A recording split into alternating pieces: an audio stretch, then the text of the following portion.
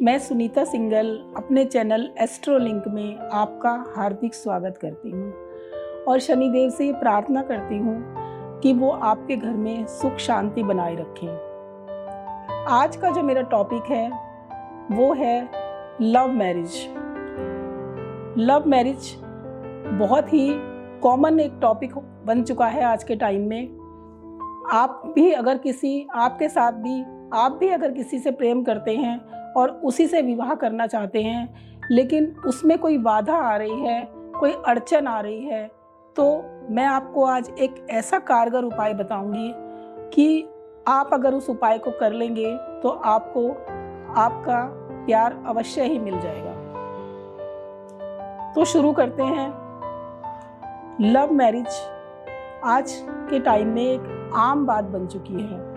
हर लड़का लड़की चाहता है कि वो अपना जीवन साथी स्वयं चुने, और मेरे हिसाब से इसमें कोई बुराई भी नहीं है, क्योंकि आजकल की जो पीढ़ी है वो सब पढ़ी लिखी पीढ़ी है और वो समझती है हर चीज़ को कि उसको कैसा पार्टनर चाहिए, कैसा लाइफ पार्टनर चाहिए। लेकिन कुछ घरों में तो माँ बाप इस चीज़ को एक्सेप्ट कर लेते हैं और वो बच्चों की लव मैरिज को अरेंज में बदल देते हैं।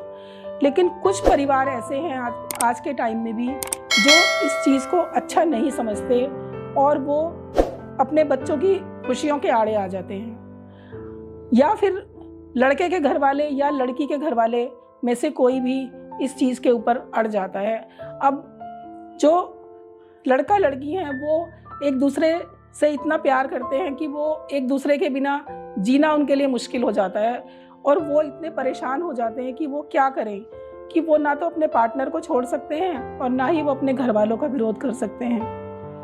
तो इस तरह की अगर कोई स्थिति आपके जीवन में बन रही है तो पहले हमें ये देखना होगा कि हमारे जो ग्रह हैं, हमारे जो कुंडली है, वो हमारे जो सितारे हैं वो क्या बोलते हैं। तो आइए सबसे पहले हम अपनी कुंडली का विवेचन कर लेते हैं। दोस्तों, हमारी कुंडली का जो पंचम भाव होता है वो होता है लव अफेयर्स का, और जो हमारी कुंडली का सप्तम भाव होता है वो होता है विवाह का। जब इन दोनों भावों का आपस में संबंध बनता है तो व्यक्ति लव मैरिज करता है। यानी पंचम भाव का मालिक आकर अगर सप्तम भाव में बैठ जाता है, या फिर सप्तम भाव का मालिक आकर पंचम भाव में बैठ जाता है, तो ऐसे में व्यक्ति लव मैरिज करता है। या फिर इन दोनों भावों के मालिक किसी और घर में जाकर युति बनाकर बैठ जाते हैं, तब भी व्यक्ति लव मैरिज करता है। अगर कुंडली के किसी भी भाव में मंगल और शुक्र की युति हो जाती है, तब भी व्यक्ति लव मैरिज करता है, क्योंकि मंगल प्रेम संबंधों का कारक है और शुक्र विवाह का कारक है। जब ये दोनों ग्रह आपस में मिलते हैं तो व्यक्ति लव मैरिज करता है। अगर पंचम भाव में राहु की युति हो जाती है, शनि की युति हो जाती है, मंगल की युति हो जाती है, तो ऐसे में भी व्यक्ति लव मैरिज करता है।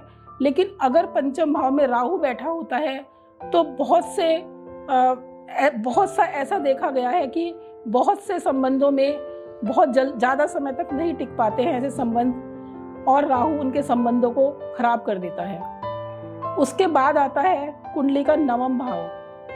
अगर नवम भाव हमारे भाग्य का भाव होता है, अगर नवम भाव का मालिक पंचम भाव में जाके बैठ जाता है, या पंचम भाव का मालिक नवम भाव में बैठ जाता है, या फिर कुंडली के किसी भी भाव में इन दोनों की युति हो जाती है, तब भी व्यक्ति लव मैरिज करता है।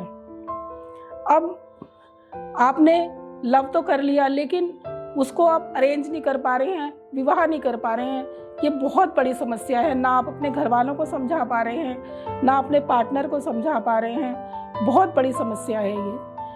अगर कोई इस तरह की स्थिति आपकी कुंडली में बन रही है तो दोस्तों, आज मैं आपके लिए एक बहुत ही कारगर उपाय लेकर आई हूँ, और अगर आप उस उपाय को कर लेते हैं तो यकीन मानिए कि 101% आप जिससे प्यार करते हैं, जिससे लव करते हैं, वो आपको 101% मिलेगा।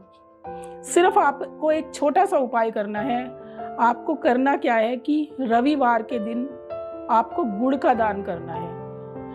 और ये दान एक लोगों को नहीं, आपको 11 कम से कम 11 लोगों को करना है और ये उपाय आपको 11 रविवार तक करना है। दोस्तों देखिए, आप इस उपाय को करना शुरू कीजिए, कुछ ही हफ्ते में आपको आपका खोया हुआ प्यार मिल जाएगा। ये मेरा आपसे दावा है और आप इस उपाय को करके देखिए, आपको बहुत लाभ मिलेगा। अंत में मैं आपसे यही कहना चाहती हूँ कि अगर आपको मेरी वीडियो पसंद आई हो तो इसे लाइक कीजिए, सब्सक्राइब कीजिए और अगर आप अपनी कुंडली का विवेचन मुझसे कराना चाहते हैं तो नीचे दिए हुए नंबर पर कांटेक्ट कीजिए। धन्यवाद।